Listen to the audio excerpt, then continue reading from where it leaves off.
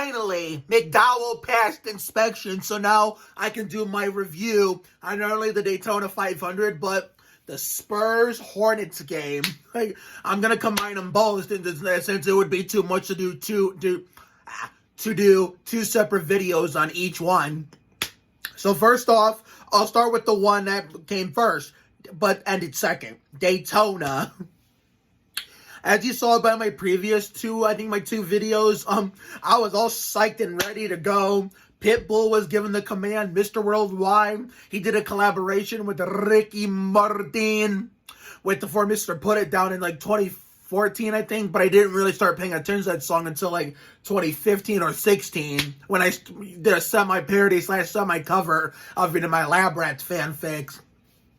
So, and then Sasha Banks, even though I'm not a wrestling fan, I did give it a shot. I did give it a shot one time, but it just didn't work out for me. And I did the same thing with the MLB. It didn't work out for me. I tried to get into the NFL, but nope, it just didn't work out to me, which proves I still fucking hate it and is the most overhyped and overrated sport in America that I don't give a single solitary shit about. But anyway, I'm going to save that discussion for another day, since I don't have to hear about that bullshit anymore, at least for several months now. Okay, so the green flag flew all courtesy to Sasha Banks, and 14 laps in, it was calamity. Austin were right around the start of that, but he breezed on by like Donny Osmond like no tomorrow. It was beautiful to see him get past that. It sucks that my dad's driver, Daniel Suarez, was in that wreck. Pitbull owns that car in that race team. And since Daniel Suarez is Spanish, and, you know, my dad's Puerto Rican, he's Latino, he's Hispanic, and Pitbull's mostly Hispanic, it's right up my dad's alley. So I just hope Suarez wins a race this year just to see the happiness my dad would get when he sees that. Hopefully he sees it live when it happens, but it was cool that Pitbull got interviewed in the next booth over during the first part of the rain delay. And, I mean, like Pitbull said, he was, like, Suarez was having a good race until he was caught up in someone else's BS. But, hey, it's restrictor plate racing. We're going to see the same shit at the Aaron's Dream Weekend at Talladega later in the year. So, yeah. So, therefore, they got back underway as soon as the Spurs game ended. And, there was barely any people left. I know some people said it was a shit race. I can understand where they're coming from, but I personally enjoyed it because there was some great flag-to-flag, wheel-to-wheel racing, even with the Inkster Road and Hemingway line of the chugga-chugga-choo-choo train.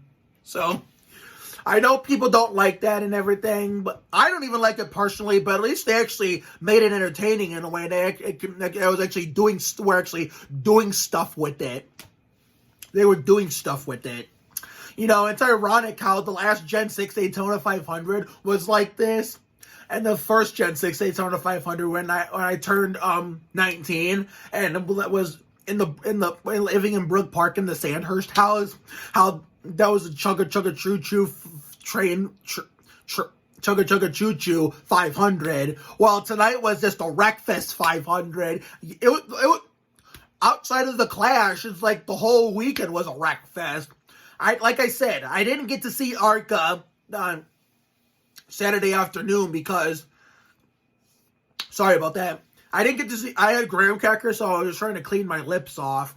But anyway, I didn't get to see ARCA because, like I said in a few videos ago, I was at an early birthday dinner before the Xfinity race with my family, and I'm kind of glad I skipped it because someone told me on Twitter that hold on, I'm going to read this tweet. Hold on, I'm going to read it just for you guys. Because I asked this person what even happened in the ARCA race because I was at a birthday lunch with my family. Let me see here. And yet, everybody thought McDowell was going to fail post-race inspection, even me. I was not really scared. I was just a little afraid. But the inspection takes so long, you would think that someone else, even whether it's the winner or somebody else, failed. You know how long Daytona 500 inspection takes? Even if it would have ran without a rain delay and would have finished at least at sunset, it would have taken forever too. Okay, I'm trying to read this tweet. I'm trying to find it. I'm digging like Dick Trickle through my notifications and mentions. There's a lot of birthday wishes in here for me.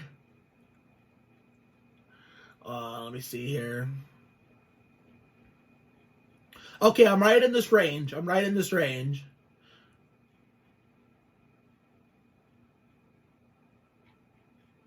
Okay, I'm trying to... Where the hell is it? Okay, here it is. Someone posted a poll on Twitter.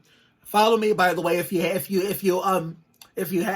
of you guys are out there on Twitter, follow me at MarkAnthony0215. My page is exploding because it is my birthday today. All right. Someone posted a poll. Who had the shittiest finish? I voted Xfinity. I mean, Xfinity wasn't that good of a finish either, but if you want to compare ARCA and Xfinity, Xfinity was lesser of the two evils. It wasn't like it wasn't like awful, but it was just kind of lackluster and could have been better. But like, yeah, I put in the replies even though nobody saw it. I said Xfinity because it's the winner. Like I mentioned, the finish could have been better.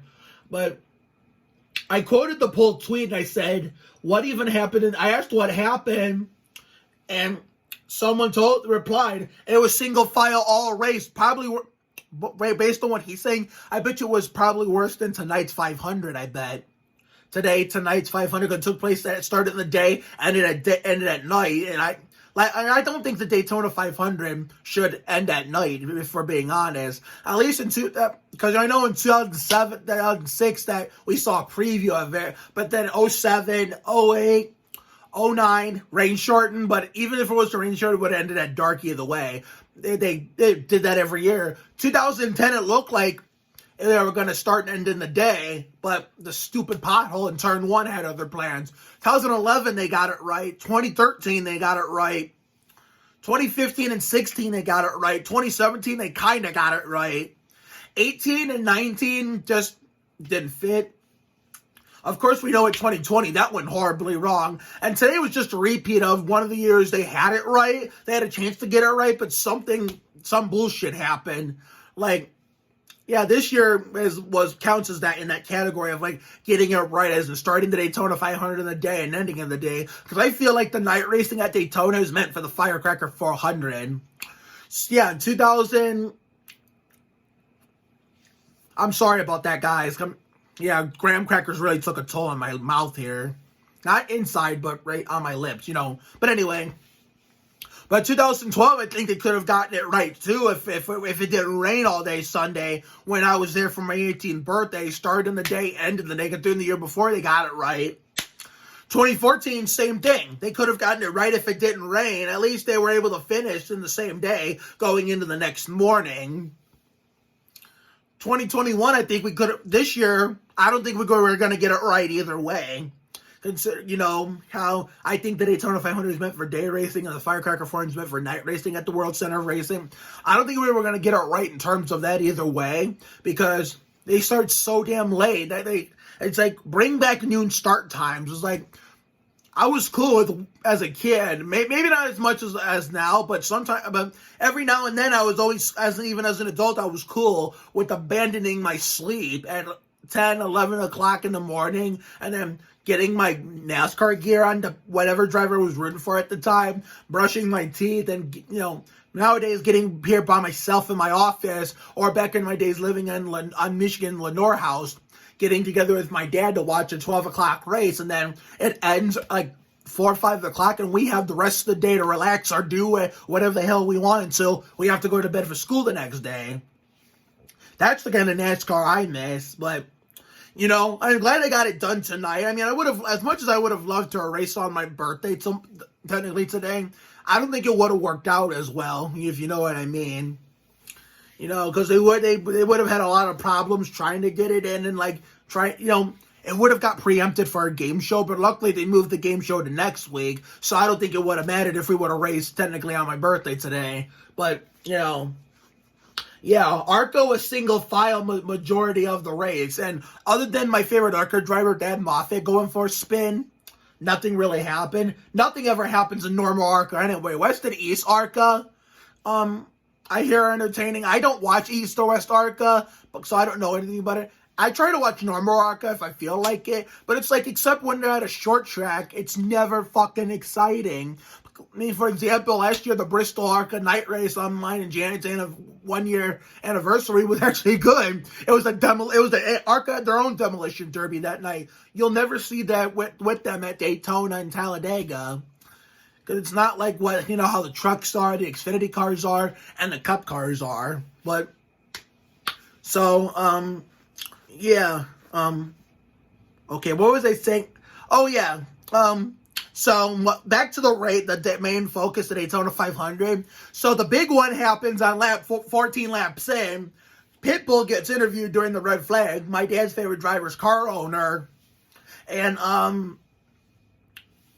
I had unexpected visitors to surprise me for my birthday during the red flag, like minutes before the Spurs game came on. And then they got back underway.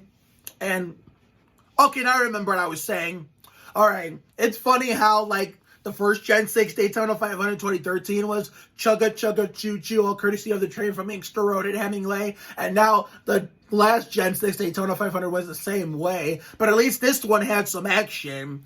I mean, the 2013 one was semi-exciting, but other than that, it was just mostly a snooze fest. I mean, there were some moments in that one, but this one had it all. There was lots of crashes. At least we got rid of 2 slow pokes early in the race. We got rid of Quinn Half as soon as the race restarted because he's a slow-ass bum.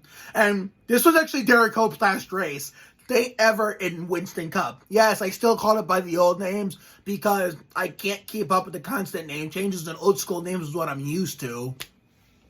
Like, Cope went out in turns 3 and 4 on the 3rd lap. The 3rd lap, in the same spot where Earnhardt Sr. crashed in 2001 when we lost him 20 years ago.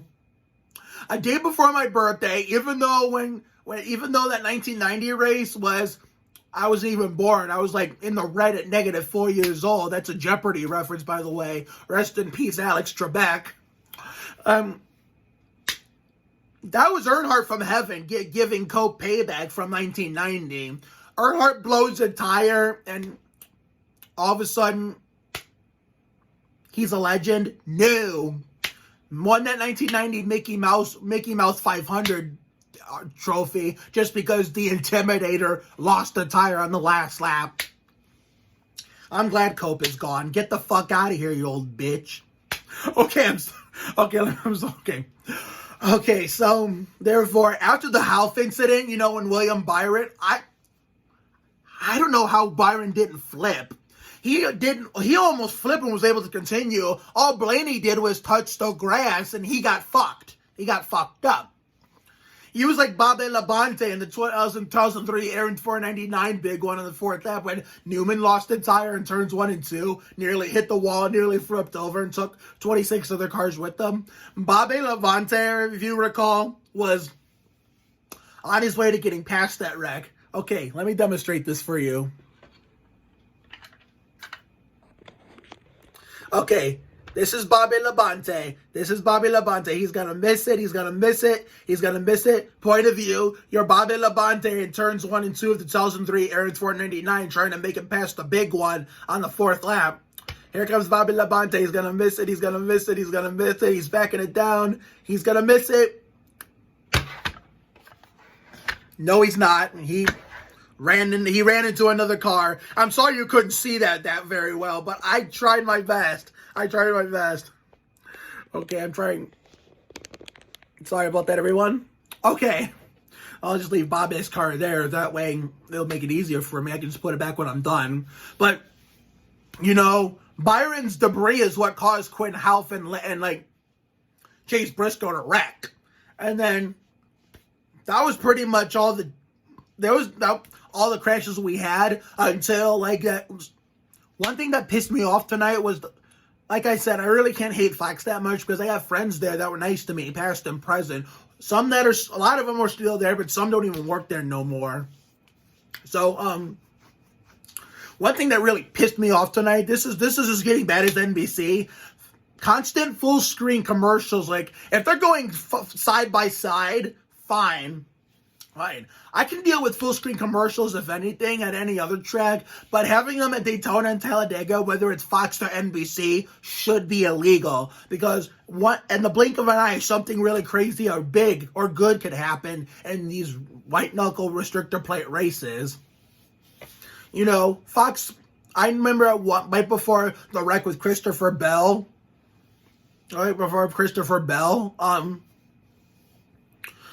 Fox had a commercial, came back, 2 minutes later, went back to commercial and missed the wreck with Christopher Bell. What a fucking joke. I mean, seriously, they're just getting bad as NBC, if we're being honest, to the point where they may be worse than NBC. I hope it doesn't get to that level. But then that was all the crashes we had for a while. Like, they never crashed again until the last lap. Like I said, you saw my reaction video. I thought Kyle Busch, Brad Keselowski, Joey Logano, and some of those other guys in the wreck were actually hurt. But luckily, no one was injured, and the good Lord saved them. McDowell passed inspection, and is officially the 2021 Daytona 500 winner. And Austin Reed Dillon is your Winston Cup points leader for the first time in his career. Let's fucking go. Now let's talk about the San Antonio Spurs. For the first time since 2017, they got a birthday win for me in a birthday game. Whether it's around my birthday or actually on my birthday. And this year they played the day before my birthday, which is my 4-year best friend anniversary of Brenley Kerr. Subscribe to her channel, link in the description, even though she really doesn't post anything. So, yeah, we got off to a rocky start in that first quarter. Shitty first quarter. But then we ended the first half by having a great second quarter and taking the lead. And then the third quarter, Hornets came back and Hornets wouldn't quit. They wouldn't go away. Terry Rozier and LaMelo Ball are both freaks of nature, like Ricky Martin. And they're really good players. Rozier was going crazy tonight, but obviously, unfortunately for him and the Hornets and the fans, it all went to waste. Because we really put it on him in the fourth quarter, right around the time the race was about to get restarted. So, Hornets played a really good game and put up a good fight against us. LaMelo and Terry Rozier were great. As a Spurs fan, I'm giving credit where credit is due, even when we beat the opposing team. Rozier and LaMelo are great. I wish them really great futures in their NBA careers. Man, it was a hell of a day today. Tomorrow is going to be the continuation for my actual birthday, because today we were just getting started. So expect some birthday videos from here on my channel in regards to me celebrating with my family. So we might do a little Goldberg's reenactment of the conga from the season 8 premiere, where me, my mom, my grandmother, my grandfather, and whoever else is here.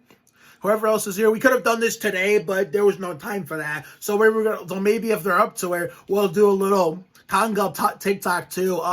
Gloria Stefan, the conga, yeah, like they did in the season 8 premiere of the Goldberg. So I'll try my best to include that clip in that video. So I think the next Spurs game, let me check it out like Kevin LePage. Let me go to the Spurs website before I do my signature sign off.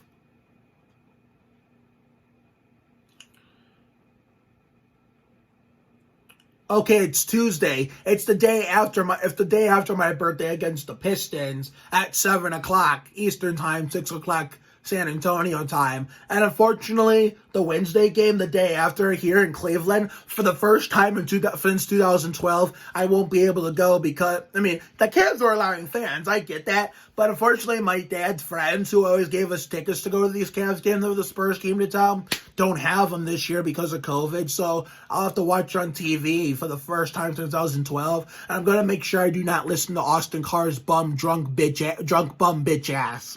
I'm going to try to get the Fire Stick in here so I don't have to worry about San Antonio being blacked out. That way I can watch Bill and Sean anyway. So I will see you all throughout the day for a lot of videos for celebrating in regards to me and my family celebrating my birthday, my Kirk Shelmerdine 27th. And the next Spurs game, I will see you on Tuesday night against the Pistons in Detroit. Have a good night tonight. and a better day tomorrow. Most important of all, happy Kirk Shelmerdine 27th birthday to me. Take care, everyone. Good night.